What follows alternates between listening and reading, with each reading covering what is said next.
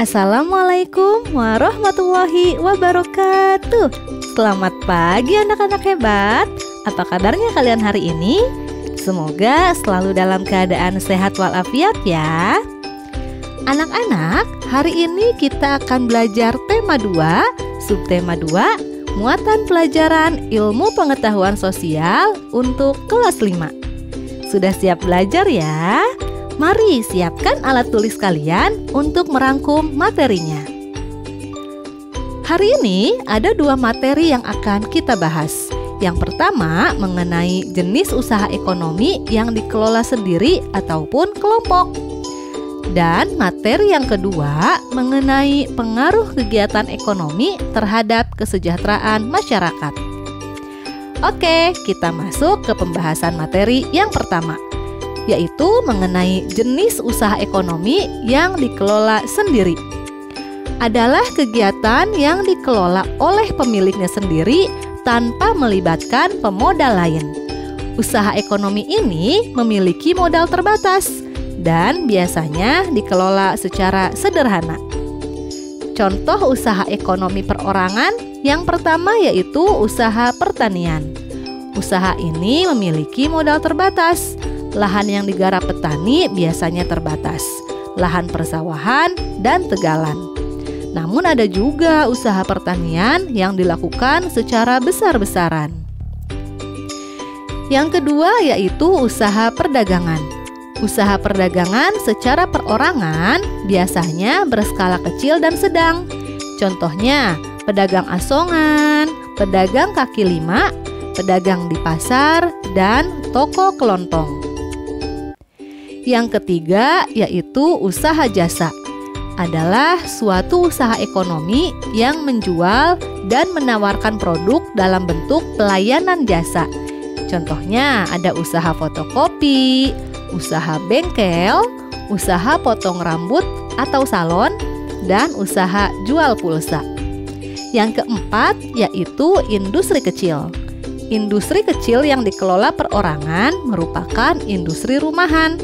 Contohnya, pembuatan keramik, pembuatan anyaman, pembuatan souvenir, dan pembuatan mebel. Selanjutnya, ada usaha ekonomi yang dikelola kelompok. Adalah usaha yang dimiliki dan dikelola oleh lebih dari satu orang. Usaha ekonomi ini dikelola secara bersama, baik modal, pengelolaan, maupun keuntungan. Beberapa contoh usaha kelompok diantaranya yaitu ada firma, CV atau persekutuan komanditer, ada PT atau perseroan terbatas, BUMN atau badan usaha milik negara, dan koperasi. Oke, kita akan bahas yang pertama yaitu mengenai firma. Firma adalah usaha ekonomi bersama yang didirikan oleh sekurangnya 2 sekutu. Setiap anggota firma memiliki hak untuk bertindak atas nama firma. Anggota firma juga bertanggung jawab secara penuh atas resiko kerugian firma. Usaha berbentuk firma biasa bergerak di bidang layanan umum dan keuangan. Yang kedua yaitu persekutuan komanditer atau CV. CV didirikan oleh sekurangnya 2 orang yang menyetorkan modal. Pada CV terdapat 2 jenis sekutu, yaitu sekutu aktif dan sekutu pasif, atau bisa juga disebut anggota aktif dan anggota pasif. Sekutu aktif berperan sebagai investor dan pengelola CV. Sedangkan sekutu pasif berperan sebagai investor tanpa terlibat dalam pengelolaan CV. Yang ketiga yaitu perseroan terbatas atau disingkat PT. Adalah usaha bersama yang modalnya berupa kumpulan saham. Saham diartikan sebagai bukti kepemilikan suatu perusahaan atas penyetoran modal. Pemilik saham akan memperoleh keuntungan berupa dividen. Bagi perseroan yang ingin mengembangkan dan memperluas usaha, sahamnya dapat diperdagangkan di pasar modal.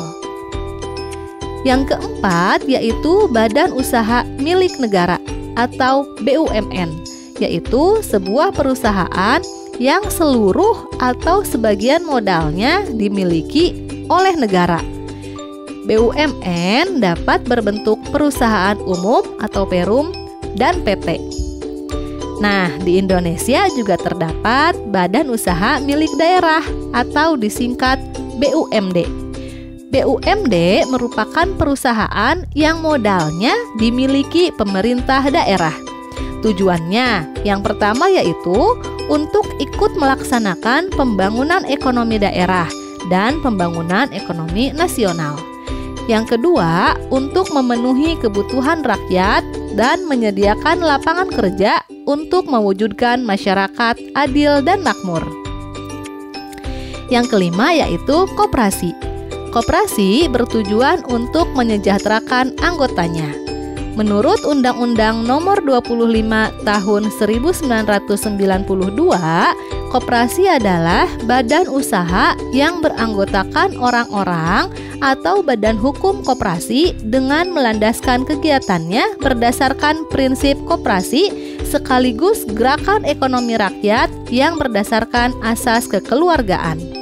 Sedangkan menurut Undang-Undang Dasar 1945 Pasal 33 Ayat 1, koperasi yaitu bentuk perekonomian disusun atas usaha bersama berdasarkan asas kekeluargaan. Koperasi pertama kali dikembangkan oleh Dr. Andes Muhammad Hatta. Atas perannya tersebut, beliau dijuluki Bapak Koperasi Indonesia.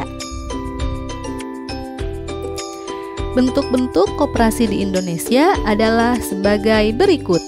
Yang pertama, ada koperasi konsumsi, menyediakan berbagai barang konsumsi untuk memenuhi kebutuhan sehari-hari. Contohnya, beras, gula, dan minyak.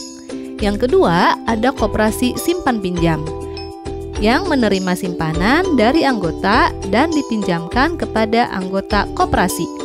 Yang ketiga, ada koperasi produksi, menyediakan bahan baku dan menyalurkan hasil produksi anggotanya. Koperasi ini beranggotakan para produsen atau pengusaha. Yang keempat yaitu koperasi jasa, menyediakan layanan atau jasa tertentu bagi anggotanya. Contoh koperasi angkutan. Dan yang kelima, koperasi serba usaha, yaitu usaha bersama yang mengelola berbagai jenis usaha. Contohnya koperasi unit desa atau disingkat KUD. Sekarang kita masuk ke materi yang kedua, yaitu pengaruh kegiatan ekonomi terhadap kesejahteraan masyarakat. Kegiatan ekonomi ini meliputi kegiatan produksi, distribusi, dan konsumsi.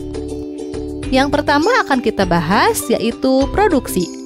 Produksi adalah kegiatan menghasilkan barang atau jasa dalam rangka memenuhi kebutuhan hidup. Orang yang melakukan kegiatan produksi disebut produsen. Contoh kegiatan produksi yaitu petani menanam padi di sawah, nelayan mencari ikan, pengrajin membuat gerabah, guru menghasilkan jasa mendidik dan mencerdaskan siswa, dan dokter menghasilkan jasa mengobati orang sakit.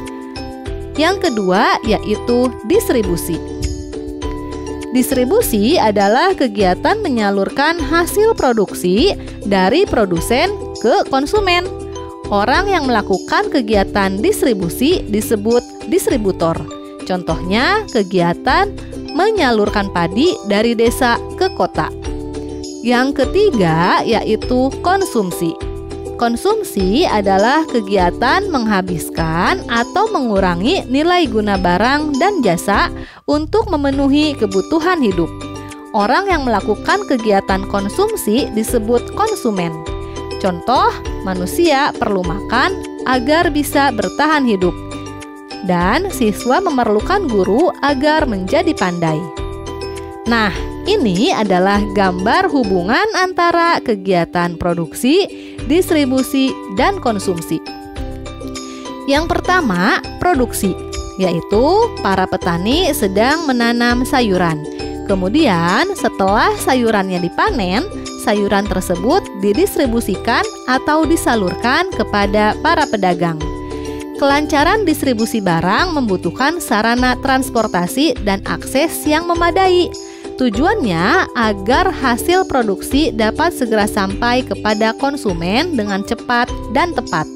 Bisa kalian lihat pada gambar, agar sayuran dapat cepat sampai kepada konsumen, maka distributor menggunakan kendaraan mobil untuk menyalurkan sayurannya. Selanjutnya, konsumen membeli sayuran tersebut untuk dikonsumsi.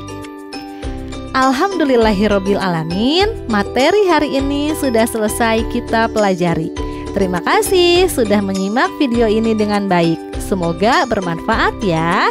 Sampai jumpa di pembelajaran selanjutnya. Wassalamualaikum warahmatullahi wabarakatuh.